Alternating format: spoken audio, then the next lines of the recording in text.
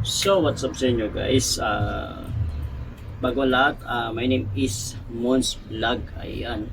So, uh, i-share ko lang sa inyo kung saan ba malaki ang kitaan ngayon.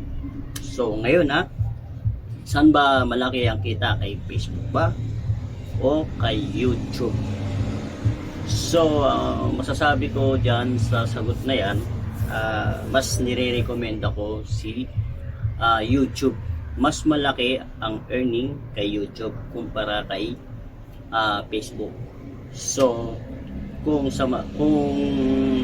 isa kang content creator, YouTuber ka man, o Facebook ka man, Facebook page ka man, may Facebook page ka man, o may YouTube channel ka, so mas nire-recommend ako sa iyo na mag-focus ka sa YouTube channel mo. Dahil sa YouTube channel, mas malaki ang earning. Ano nga ba ang requirements kay YouTube?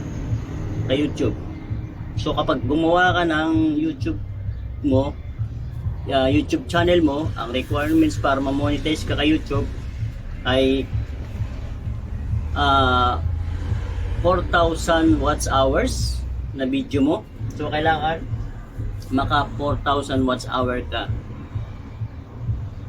sa mga video mo and 1,000 subscribers para ma-monetize yung YouTube channel mo. At ito pa, para legit talaga na ma-monetize ang YouTube channel mo, ay kailangan ay personal na mukha ang gamit mo.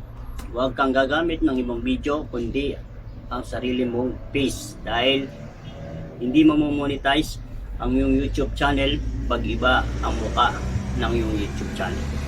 So, papakita ko sa inyo guys ngayon kung magkano nga ba ang kinikita sa YouTube at kay Facebook. So, panoorin mo to guys. At so, ito nga guys, nandito tayo sa laptop natin. At ito nga pala yung Facebook ko, yung Facebook page ko. Dahil yung Facebook page ko ay monetize na to. At nagkaka-earning na din to guys. So, hanapin lang natin yung pinakamataas na views ko dito sa page ko. So, ito nga pala yung sa kong video dito sa page ko. Ayan. Yung pinakamataas na views. So, ito siya guys. Ayan, kung makikita nyo. Ang naging views neto guys, yung video ko dito sa page ko, sa Facebook, 42,751 views. Views yan guys views. Yan, yung mga nanood yan sa video ko sa Facebook. So, ang in-earning niya lang guys, ayan lang ang earning niya. Nakikita nyo guys, 0.08 dollars. So, napakaliit niya guys. Napakaliit, sobrang liit. Pero at least meron pa rin income. So dito naman tayo sa YouTube ko guys. So ito yung pinagkaiba guys, ito yung nagustuhan ko sa YouTube ko. Sa YouTube. Dahil napakalaki naman talaga ng kita dito kay YouTube. So ito siya guys, ito nga pala yung isang video ko dito sa YouTube channel ko. Ayan.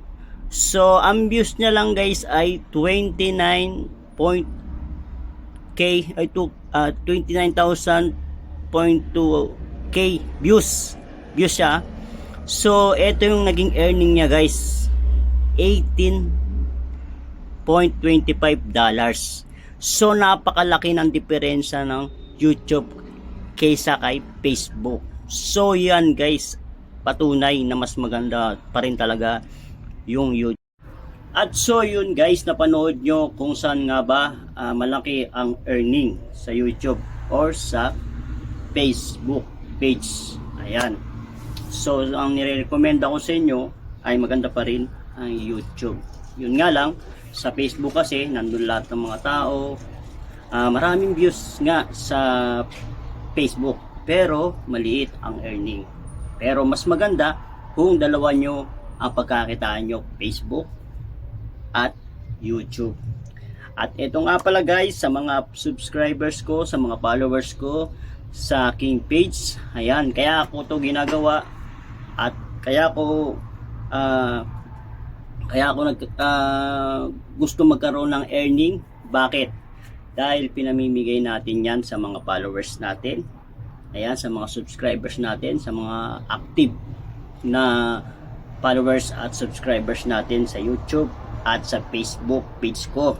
So, kung isa ka man legit na followers natin o subscribers natin sa YouTube, so, may chance kang makatanggap ng pa-Gcash ko. Ayan.